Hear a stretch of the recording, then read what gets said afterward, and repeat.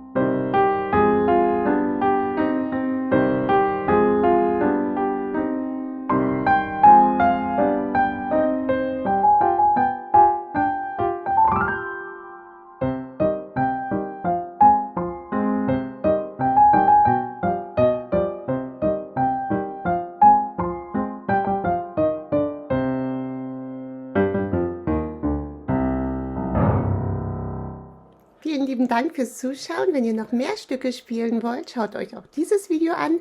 Desto mehr ihr spielt, desto besser werden eure Fertigkeiten am Klavier. Die Noten zu den Halloween-Stücken findet ihr unter diesem Video in der Infobox. Bis zum nächsten Video.